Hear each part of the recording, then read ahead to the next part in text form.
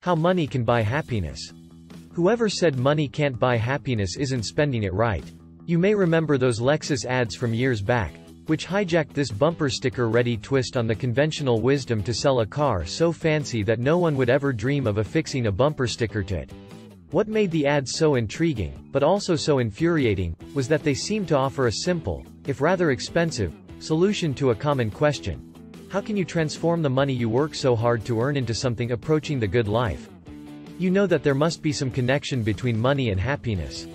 If there weren't, you'd be less likely to stay late at work, or even go in at all, or struggle to save money and invest it profitably. But then, why aren't your lucrative promotion, 5-bedroom house and fat 401k cheering you up? The relationship between money and happiness, it would appear, is more complicated than you can possibly imagine. Fortunately, you don't have to do the entangling yourself. Over the past quarter-century, economists and psychologists have banded together to sort out the hows, whys and why-nots of money and mood. Especially the why-nots. Why is it that the more money you have, the more you want? Why doesn't buying the car, condo or cell phone of your dreams bring you more than momentary joy? In attempting to answer these seemingly depressing questions, the new scholars of happiness have arrived at some insights that are, well, downright cheery. Money can help you find more happiness, so long as you know just what you can and can't expect from it. And no, you don't have to buy a Lexus to be happy. Much of the research suggests that seeking the good life at a store is an expensive exercise in futility. Before you can pursue happiness the right way, you need to recognize what you've been doing wrong. Money misery. The new science of happiness starts with a simple insight: we're never satisfied. We always think if we just had a little bit more money, we'd be happier, says Catherine Sanderson, a psychology professor at Amherst College, but when we get there, we're not. Indeed, the more you make, the more you want. The more you have, the less effective it is at bringing you joy, and that seeming paradox has long bedeviled economists. Once you get basic human needs met, a lot more money doesn't make a lot more happiness, notes Dan Gilbert, a psychology professor at Harvard University and the author of Stumbling on Happiness. Some research shows that going from earning less than $20,000 a year to making more than $50,000 makes you twice as likely to be happy, yet the payoff for then surpassing $90,000 is slight. And while the rich are happier than the poor, the enormous rise in living standards over the past 50 years hasn't made Americans happier. Why? 3 reasons. You overestimate how much pleasure you'll get from having more. Humans are adaptable creatures, which has been a plus during assorted ice ages, plagues and wars. But that's also why you're never all that satisfied for long when good fortune comes your way. While earning more makes you happy in the short term, you quickly adjust to your new wealth, and everything it buys you. Yes, you get a thrill at first from shiny new cars and TV screens the size of Picasso's Guernica. But you soon get used to them, a state of running in place that economists call the hedonic treadmill, or hedonic adaptation. Even though stuff seldom brings you the satisfaction you expect, you keep returning to the mall and the car dealership in search of more. When you imagine how much you're going to enjoy a Porsche, what you're imagining is the day you get it, says Gilbert. When your new car loses its ability to make your heart go pitter-patter, he says, you tend to draw the wrong conclusions.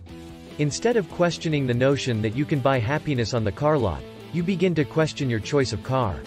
So you pin your hopes on a new BMW, only to be disappointed again. More money can also lead to more stress. The big salary you pull in from your high-paying job may not buy you much in the way of happiness. But it can buy you a spacious house in the suburbs. Trouble is, that also means a long trip to and from work, and study after study confirms what you sense daily. Even if you love your job, the little slice of everyday hell you call the commute can wear you down. You can adjust to most anything, but a stop-and-go drive or an overstuffed subway car will make you unhappy whether it's your first day on the job or your last. You endlessly compare yourself with the family next door. H. L. Mencken once quipped that the happy man is one who earns $100 more than his wife's sister's husband. He was right. Happiness scholars have found that how you stand relative to others makes a much bigger difference in your sense of well-being than how much you make in an absolute sense. You may feel a touch of envy when you read about the glamorous lives of the absurdly wealthy, but the group you likely compare yourself with are folks Dartmouth economist Eartso Lutmer calls similar others. The people you work with, people you grew up with, old friends and old classmates. You have to think, I could have been that person, Lutmer says. Matching census data on earnings with data on self-reported happiness from a national survey, Lutmer found that, sure enough, your happiness can depend a great deal on your neighbor's paychecks. If you compare two people with the same income, with one living in a richer area than the other, Lutmer says, the person in the richer area reports being less happy. Your penchant for comparing yourself with the guy next door, like your tendency to grow bored with the things that you acquire, seems to be a deeply rooted human trait. An inability to stay satisfied is arguably one of the key reasons prehistoric man moved out of his drafty cave and began building the civilization you now inhabit. But you're not living in a cave, and you likely don't have to worry about mere survival. You can afford to step off the hedonic treadmill. The question is, how do you do it? Money bliss. If you want to know how to use the money you have to become happier, you need to understand just what it is that brings you happiness in the first place. And that's where the newest happiness research comes in. Friends and family are a mighty elixir. One secret of happiness? People. Innumerable studies suggest that having friends matters a great deal. Large-scale surveys by the University of Chicago's National Opinion Research Center, NORC, for example, have found that those with 5 or more close friends are 50% more likely to describe themselves as very happy than those with smaller social circles. Compared with the happiness-increasing powers of human connection, the power of money looks feeble indeed. So throw a party, set up regular lunch dates, whatever it takes to invest in your friendships. Even more important to your happiness is your relationship with your aptly named, significant other.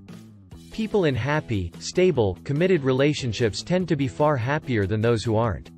Among those surveyed by NORC from the 1970s through the 1990s, some 40% of married couples said they were very happy. Among the never married, only about a quarter were quite so exuberant. But there is good reason to choose wisely. Divorce brings misery to everyone involved, though those who stick it out in a terrible marriage are the unhappiest of all. While a healthy marriage is a clear happiness booster, the kids who tend to follow are more of a mixed blessing. Studies of kids and happiness have come up with little more than a mess of conflicting data. When you take moment-by-moment readouts of how people feel when they're taking care of the kids, they actually aren't very happy, notes Cornell University psychologist Tom Gilovich.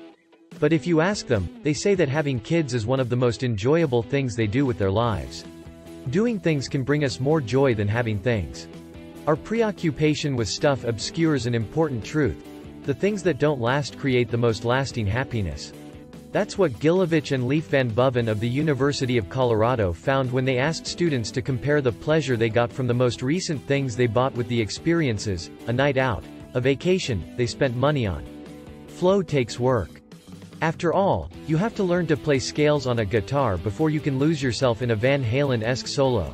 But the satisfaction you get in the end is greater than what you can get out of more passive pursuits. When people are asked what makes them happy on a moment-to-moment basis, watching TV ranks pretty high. But people who watch a lot of TV tend to be less happy than those who don't. Settling down on the couch with the remote can help you recharge, but to be truly happy, you need more in your life than passive pleasures. You need to find activities that help you get into the state of flow. You can find flow at work if you have a job that interests and challenges you and that gives you ample control over your daily assignments. Indeed, one study by 2 University of British Columbia researchers suggests that workers would be happy to forego as much as a 20% raise if it meant having a job with more variety. Not long ago, most researchers thought you had a happiness set point that you were largely stuck with for life. One famous paper said that trying to be happier may be as futile as trying to be taller. The author of those words has since recanted, and experts are increasingly coming to view happiness as a talent, not an inborn trait. Exceptionally happy people seem to have a set of skills, ones that you too can learn. Sonia Lubomirsky, a psychology professor at the University of California, Riverside, has found that happy people don't waste time dwelling on unpleasant things. They tend to interpret ambiguous events in positive ways.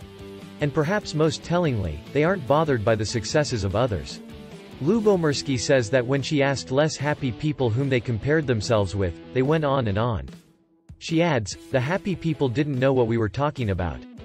They dare not to compare, thus short-circuiting invidious social comparisons. That's not the only way to get yourself to spend less and appreciate what you have more. Try counting your blessings. Literally. In a series of studies, psychologists Robert Emmons of the University of California, Davis, and Michael McCullough of the University of Miami found that those who did exercises to cultivate feelings of gratitude, such as keeping weekly journals, ended up feeling happier, healthier, more energetic and more optimistic than those who didn't. That's all from today. Don't forget to share your views in the comment section below.